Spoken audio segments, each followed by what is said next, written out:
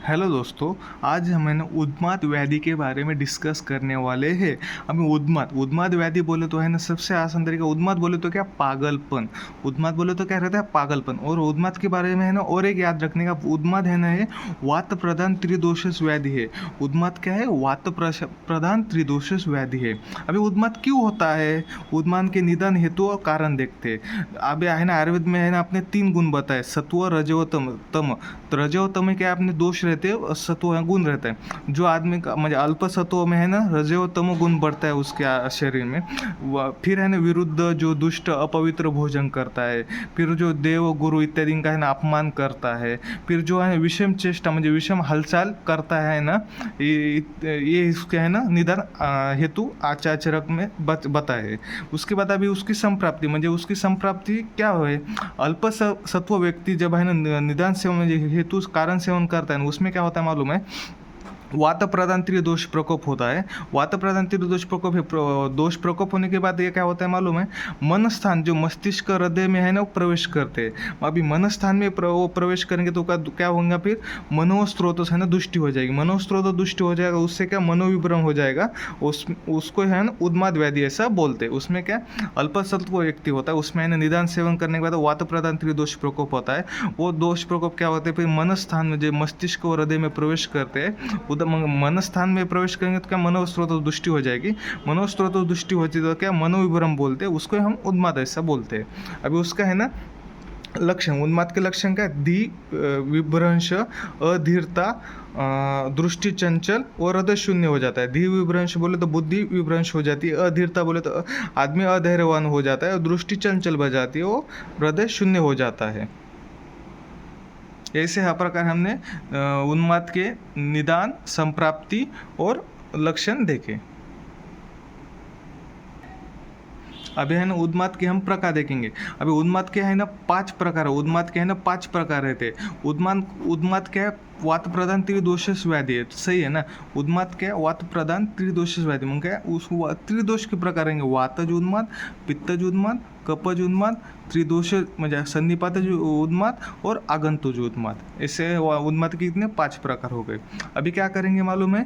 उन्माद की हम चिकित्सा देखते हैं। उन्माद की हमें चिकित्सा देखते हैं। अभी इसमें देखो उन्माद में क्या, अभी देखो वात प्रधान त्रिदोषस व्याधि में दोष के लिए आयुर्वेद में सबसे अच्छी चिकित्सा कौन सी है? पंचकर्म संशोधन, ठीक है। अभी पहले क्या पित्त उन्माद में क्या स्नेहन स्वेदन पश्चात विरेचन देने का, कपज उन्माद में स्नेहन स्वेदन पश्चात वमन देने का।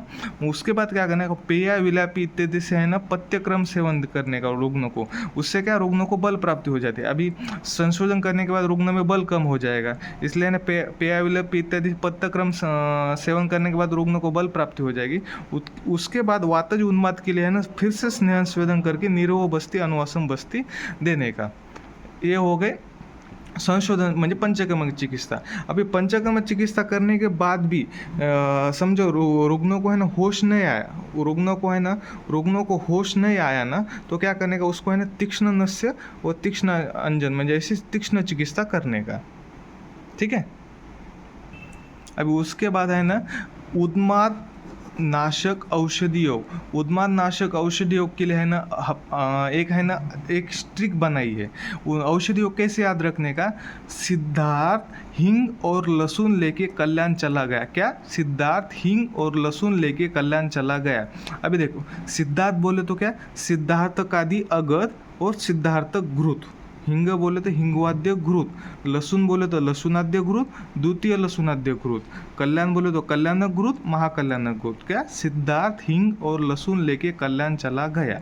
सिद्धाकादि अगध, सिद्धार्थ घृत, हिंग से हिंगवाद्य घृत, लहसुनाद्य घृत, द्वितीय लहसुनाद्य घृत, कल्याण से कल्याण घृत, महाकल्याण घृत। वही हमने है ना लाइन में लिखा, सिद्धाकादि अगध, सिद्धार्थ घृत, हिंगवाद्य घृत, लहसुनाद्य घृत, द्वितीय लहसुनाद्य घृत, कल्याण घृत, महाकल्याण घृत, ठीक है, हो गया।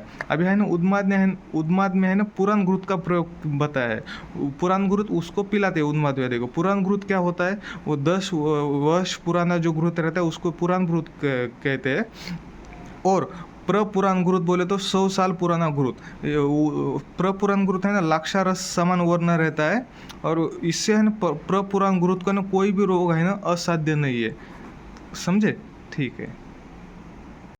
अभी हमने है ना उन्माद के है ना दोषज चिकित्सा देखी, ठीक है, दोषज चिकित्सा देखी। अभी है ना उन्माद की हम है ना आगंतुक उन्माद की चिकित्सा देखेंगे, आगंतुक उन्माद की चिकित्सा करेंगे।